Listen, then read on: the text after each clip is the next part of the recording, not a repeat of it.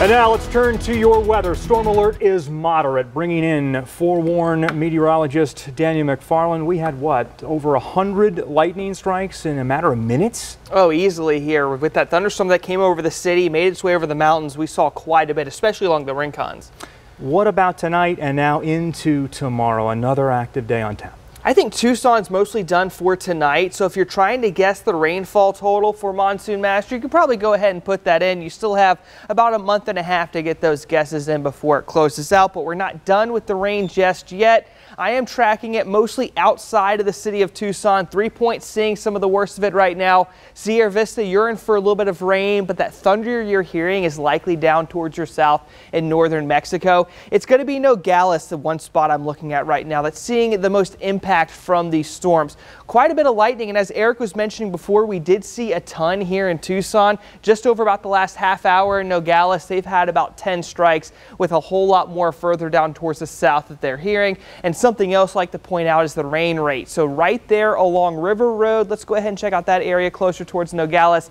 They're getting about 1/4 inch of rain per hour right there. So not enough for any kind of flood advisory or anything, but they are still looking at a pretty decently strong thunderstorm. But this isn't enough for any kind of severe weather, because whenever you look at the height, you really want it to be closer to about 40 to 50.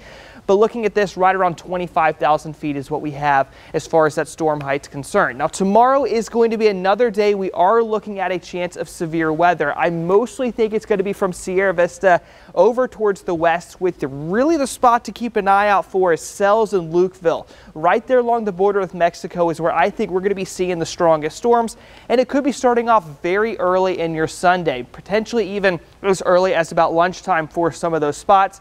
But if you are in Tucson or Nogales or Sierra Vista, I think your main time frame to watch out for storms is going to be in between about 1 and 5 o'clock, with flooding being the big thing to watch, mostly because of what we had earlier today. We had lots of the area get some of those heavy rains, which did cause some areas of standing water. So if we do get some extra rain, that's likely going to contribute to some flooding problems out there as well. What you need to watch for is any kind of overnight rain that is going to bring down your chance of severe weather. But one thing that could bring it up is going to be sunshine in the morning, you feeling lots of humidity, and of course temperatures over 100, which unfortunately, Eric, we have not had any shortage of over the last couple weeks.